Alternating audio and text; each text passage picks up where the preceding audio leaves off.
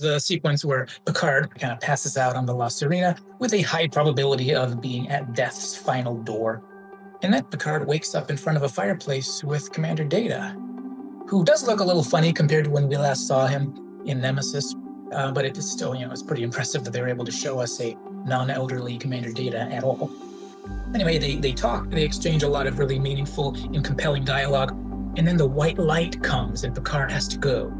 But Data makes his last request, that he be allowed to achieve mortality and thus finally become existentially human by coming to the end of his existence. So Picard pulls the plug, one little colorful Star Trek chip at a time, and Data fades away on the couch. Meanwhile, Picard has been given a new body, which is exactly like his old one, without any superpowers, and as Picard says, "You didn't make me immortal, did you?" No, they didn't, and they made sure his body would continue to age the same way it would have. And that's pretty much it. Really a nice little beautiful finale to the season. It feels really good for Picard and Data to get that final little exchange there, where they sit and talk about stuff. So that's the summary. Now let me just kind of run through my jot notes that I threw down. I ended up listing 4 possible interpretations of the whole Data dying, when he kind of ages quickly. They animate him like he's aging, that whole sequence there where he dies. Number 1, I had my initial kind of instinctive interpretation is that this is primarily a commentary on the topic of afterlife. Then number 2, I was thinking maybe it is primarily a commentary on the topic of the scientific pursuit of conditional mortality. Number 3, I was thinking maybe it's primarily a commentary on the topic of medically assisted suicide. And number 4, maybe it's primarily a commentary on the topic of suicide. And then I added number 5, which is not interpretation per se, but it's more of an aspect. I wrote down, and maybe it relates to the concept of living, living that's not really living, or, being alive, but not really living, that kind of thing. So as Picard is pulling out those chips one after another over the music of Blue Skies, really representing another decision Data has made. Not the decision we saw back in Nemesis, which we associate with Blue Skies, with that song. Not that decision, when he catapulted himself across space to give his life to save Picard's. This is not that decision, but another similar decision in which he gave up his life. And this is the part where we or at least I do, raise an eyebrow and ask ourselves what on earth the writers are actually trying to say, because this is a really impactful, powerful scene, and there's a lot of interesting ideas built in here, and there's different ways you can take it. And certainly this is not how we expected the story to go, at least not how I expected it to go. So it sticks in your head for that reason, for sure. It's very kind of creative and out of the mold of what we expected to see. So first, the one that occurred to me first as I watched it the first time was the afterlife interpretation, since afterlife is clearly a significant part of the symbolic flavor of the scene in terms of Picard and Data having their beautiful, meeting after death and with white lights and everything like that.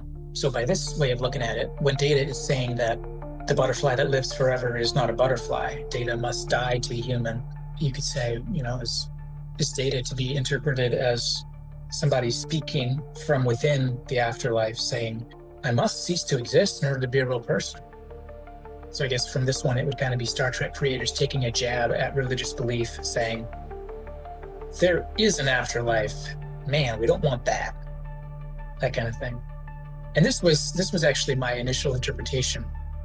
And for myself, as somebody who does believe strongly that there's a significance to the human self continuing after death. So for myself, I found the scene quite a little bit disappointing, interpreting it that way on my first watch. Disappointing, but not surprising at all, because I'm kind of interpreting it in light of the kind of anti-religion kind of stuff we get in the original series of The Next Generation. And really, as far as the intensity of it, it's quite a lightweight, expression if they are saying, hey, there is an afterlife, I don't want it. That's a fairly lightweight kind of thing to say versus the more emphatically anti-religious messages we got in the originals and The Next Generation. But anyway, so that was my first interpretation. But since my first watch, and particularly in the last year or so, I began to consider some of these other interpretations that I listed. And I don't anymore think it's necessarily a given which one of these 4 was necessarily actually meant for us to come away with. So the second one I listed is to interpret it as a commentary on the possibility of human-engineered conditional mortality. So in other words, a commentary on the field of research or the field of inquiry toward trying to find ways to stop or reverse the aging process so that people can, or at least certain people, would be able to live indefinitely. So I was recently listening to a podcast where they interviewed Stephen Cave, one of the contributors to the book, Should You Choose to Live Forever? And this is pretty much at least primarily, the discussion on the table there. Question of, would it really be beneficial for us if we can manage to push this enough until we finally break through and find ways to deal with the aging process, so that basically what we'd end up with is having life as we know it, the way life is for humans, and just keep it going indefinitely, possibly forever if someone doesn't have a tragic accident and die. And the question is, what would that do to the nature of motivation, the nature of our ability to existentially appreciate the individual moments that we have, to appreciate the loved ones around us, the value of life itself. And in a way, this discussion would kind of fit in with the existential themes presented throughout season 1. The idea that since life is short, since death is coming, live in light of the coming of your death. So Picard, go find Elnor. Raffi, go talk to your son. Get to know your grandson before he grows up and ends up passing away. Life is short, don't waste it. Every moment of life is like the beating of a tender, fragile butterfly wing. Here today, gone tomorrow, like the petals of a flower in fall time. And if we could suddenly find some way to upset that balance, would that really be something we really want to do? It reminds me of the comment from one of the characters in The Lord of the Rings, a character who made the comment that cheating death for long ages, I think it was through the ring, I forget what part of the book this was, but I just remember the comment that using magic to live forever was kind of like being not enough butter spread over too much bread. So from this interpretation, it would be that Data kind of realizes that he's not human yet because he still can't live life existentially. He can't live in the knowledge of the certainty of his death. And so he chooses to gain a few moments of living with the knowledge of the certainty of death, rather than continuing to cheat reality by living with the chalice of the fountain of youth in his hands. But what we actually see isn't Picard making Data mortal, but what we see is Picard actually ending Data's life, which is when we might begin to consider options 3 and 4. The idea is this possibly really in some way talking about, or at least overlapping with, the question of suicide or medically assisted suicide. Now, if you remember that Voyager episode, which I mentioned earlier, Death Wish from season 2 of Voyager, if you remember, Quinn, the Q who wanted to die, he was finally granted mortality by the Continuum as a reasonable alternative to his death wish. We can give you that. That's not so bad. But then shortly after beginning his new life as a mortal on board Voyager, he went and ingested a poison and killed himself the old-fashioned way. Because immortality per se wasn't really his complaint. He just wanted to die. And then in this situation, Picard doesn't make Data mortal or give him a lifespan or anything like that. He kills him. He ends his life, he wipes him out.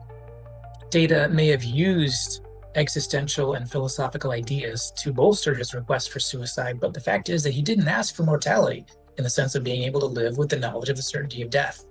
He asked for death.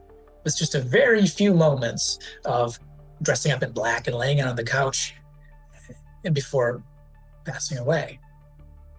And I have to admit, watching it this time around versus the last couple times I watched it, this time watching it, the image was too close to other images of suicide for me to feel comfortable as I watched it. Whereas before I wasn't even, thinking about that. But really all you have to do is put a pill bottle in his hand.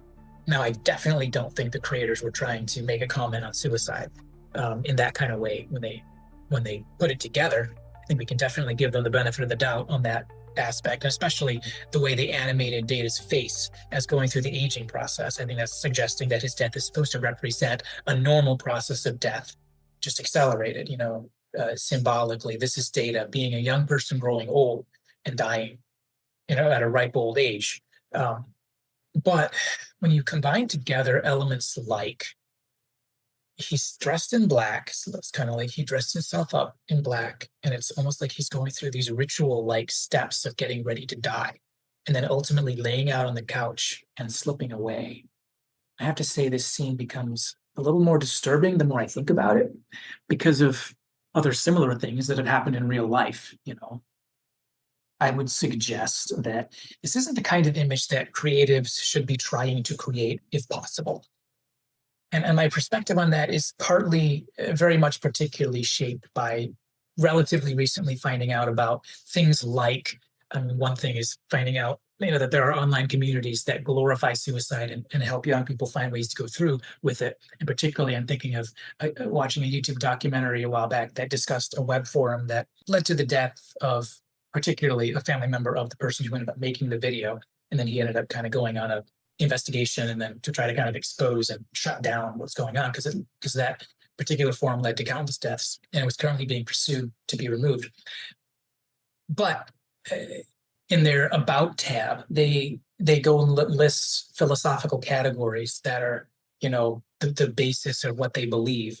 And then you finally get, I think it was the last one you finally get to, and they call it pro-mortalism, the belief that, and I'm just paraphrasing all this from my memory, but basically the belief that death isn't a bad thing, but it's a good thing. And then, of course, they listed all the other more familiar philosophical categories that are much more common, such as probably I remember one of them was the primacy of free choice, like that's paramount to them. And I'm sure they had materialism, the materialistic nature of the universe, and I'm pretty sure nihilism was one of them, the idea, that there's really not meaning to be found anywhere. But anyway, so all these ideas that came together, and pro-mortalism is their main idea. And basically what you wouldn't find it necessarily on the surface. Like on the surface, it looks like just a forum where people can be free to talk about suicide, but you spend enough time actually watching what the moderators are pushing, in actual discussion. They're not just encouraging open talk about suicide, but even moving toward the process of literally giving people the means to kill themselves and telling them, every step along the way, telling them, don't open up to your parents, don't open up to mental health professionals, don't tell anyone because they will just tell you not to go through with it. And there's this whole thing where suicide, like every one of us, when we're in that kind of space, we can romanticize suicide and see it as a beautiful thing. But then, you come to realize there are a lot of people out there who actually want to glorify suicide. So anyway, with some of that in my head, that kind of changes the way I watch a scene like this. So when I see someone laying out in this calm, reverent way to prepare for his arranged death, I kind of see it a little differently, because now I realize there are actually people who do see suicide as something to glorify, something beautiful to dress up and prepare for. But it's not beautiful when someone prepares for a ritual death and then feels that first twinge, and then peacefully settles down to become free. That's not beautiful at all. So anyway, I think the interpretation of saying this is about suicide, I think is something we can cross off in the sense of being something that the writers were intending to say. But I think it's definitely something we should be aware of, just being aware that it's very much on the table for a lot of young people who feel that they have to end their life. And some of these people are also being told by other people that it is something beautiful, and nothing else is going to set them free from the affliction of existing, except for that beautiful gift of being allowed to end your life with all the, forethought and plan of all the stuff that you do to make your death perfect, And that brings me to my fifth point here, which is not a separate interpretation from the above, but it's just kind of an observation. It's an aspect which I think is there.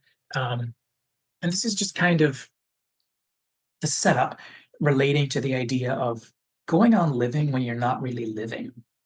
So thinking back to Picard's opening situation on the vineyard when he's experiencing, as Laris puts it, melancholy. And then he later finally realizes, I haven't been living, I've been waiting to die. That idea of being alive technically, biologically, but not really living. And then mixing that as well with Elnor's comments at the beginning of this episode, his comments about the XBs in part one of this two-part. When he said they don't have a home or a really strong identity, everybody hates them. So wouldn't it be better to just not be alive anymore? Because isn't that what makes us what we are? Isn't that what life is, and personhood and individuality and the meaning of life? Isn't it all kind of wrapped up in all these things which they don't have? I think it's important to realize that we can all find ourselves in places in life when some of the key aspects that make life feel like life, that make us feel alive, make us feel like we are actually persons, make us feel like we are real, and that being alive or having a life is preferable to not being alive or not having a life. We can find ourselves in places where some of these things, or maybe even all of them, are gone. Community, life goals, people who care about us, happiness, the ability to enjoy things you enjoy, doing fun things and feeling joy in it, having a sense of meaning in relation to your identity and your place in relation to the world and in relation to others. All these are the kinds of things that often, or even always, contribute to the feeling we have that we are actually living, as opposed to dying or being dead. And it's possible to go on existing while being so distant from these important things that reflect our humanness and our personhood, that make life subjectively meaningful.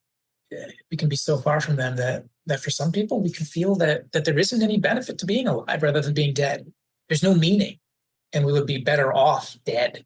And for Data, in this situation, if we were to look at him as a real person, I think for Data, I would suggest that this did result in his feeling that everything is empty, and death is the only thing that's left to give me some meaning. Because he was just going on day after day after day in a big empty room all by himself with no one and no thing to give life meaning. So if he had an active emotion chip, which I don't think he did at this point, if he did, he would have most likely been experiencing major depression. And even without the emotion chip, I think he was probably still experiencing the emptiness and futility and the dreadful existential boredom of isolation and inactivity.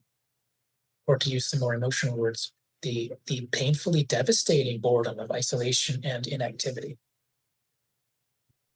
And that brings me to the last comment I had on my list there. So I had the first four, which were the interpretations, and then I just kept going and I listed the fifth one, which is just kind of there. It's an aspect rather than an interpretation. And then I listed the sixth one, which is just kind of a subjective reference from me, another aspect that's more in reference to just other stuff that's in my head. So when the scene transitioned from Data's dim lit room there to the brighter sunlit open spaces on Coppelius, we had that transition where you get to see Picard with everyone else, and it's all bright and happy. They're all, hi, Picard, welcome back, And that transition from that little dim lit space to the big open bright space, it just kind of reminded me, just those things that pop in your head, when you watch a movie. And it reminded me of the Hebrew category of Sheol, the shadowy, quiet place that we go when we die, and how that relates to the concept of rest. Even though the ancient Hebrews used the language of going down to Sheol, it wasn't necessarily a bad thing, like going down to hell. And in particular, it comes up in the story of the patriarch Eov, who, the story goes, he lost everything in life that an ancient Hebrew would value in life. So his possessions, his family, everything. Lost it all in one fell swoop. And then most of the text of the book of Eov is poetry about this holy man trying to grapple with his situation. And in the opening poem, he starts off by just saying two things that he's longing for in this extended Hebrew poetry. The one is that he wishes his birth wouldn't have happened. And he paints all the different poetic angles about how beautiful it would be if the day of his birth could have been scratched out or blotted out, or wouldn't have been allowed to happen. Because within his belief system, that's where non-existence is going to be found. It's found in the past, before your birth. And he's literally aiming his words at God, because he's asking why God didn't stop his birth. Why is God so nasty that he let it happen? And then he moves on to express the other thing, his longings for something a little more current, which is that he could descend into Sheol. He's wishing he could die. And he paints all the different poetic angles about how beautiful that would be and why he longs for it so much.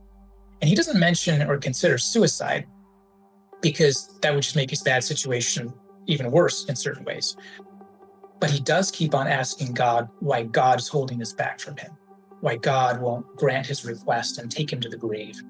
And what's interesting is how Yov refers to Sheol, or death, particularly as the place where he would find rest. Because rest is what he's longing for, to sink down into the earth where he doesn't have all the pain and hopes and fears and dashed expectations and social obligations and the constant tormenting fears that plague him now. And no regrets either. And so what made all this pop into my head is because Data is kind of in something like a shadowy afterlife resting place underneath Coppelius, as it were. But Data's not finding rest. In fact, he's still longing for rest. I almost wonder if what Data was actually looking for when he asked Picard to make him mortal. I wonder if he was longing for rest from the perpetual whining motor inside his mind, the endless succession of moments that won't leave him alone, the endless tugging demands of keeping on being alive. Because just keeping on existing isn't rest. Just merely finding inactivity and having less work isn't rest. And in Yov's case, having fewer relationships and responsibilities in life certainly didn't provide rest. It provided the opposite. What he was longing for was not to have less to do, but to enter a qualitatively different phase of existence in which all the norms and categories relevant to this chapter of life have all wrapped up and come to their natural end. He was longing to slip into another mold of reality and existential rightness. He was longing for that phase where he's just waiting under the earth without having to make choices or live life or figure out, like in the last phase, where he's struggling against the grain of reality, trying to get back the way life is supposed to be, but instead being in another place where there is a way life is supposed to be, but he's in that. And so he just kind of waits in a state of rest and peace without any regret or uncertainty or anything else to torment him. Which kind of suggests to us maybe rest isn't actually about inactivity, but maybe rest is just about fitting into the mold that matches what you really are and what reality actually is. Maybe rest isn't about sitting in a comfortable chair by a fireplace or laying out on a couch with nothing on your mind. But maybe rest is about being what you really are supposed to be at the deepest level and finding satisfaction and peace by your integration into that which is greater than you. Maybe it's going with the grain of reality instead of against it. So while Yov may have longed for rest in the grave, and you and I, at times, certainly find ourselves longing for the same thing, but maybe we can find the rest we long for here by beginning to live again, one slow moment at a time, which might start with just getting out of that chair or out of that room, and would almost definitely include things like learning to understand the depression you're experiencing, or the grief you're experiencing, or the trauma you're recovering from, or the despair that you're currently experiencing. But that rest can be found, because rest isn't inactivity and it isn't non-existence. And freedom isn't inactivity and freedom isn't non-existence.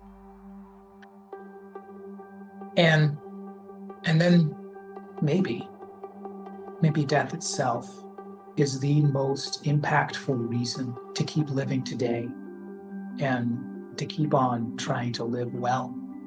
Maybe the certainty of your death is one of the biggest reasons to do what you can to try to find just a little more wholeness today than you did yesterday, even if it is just one faltering step at a time.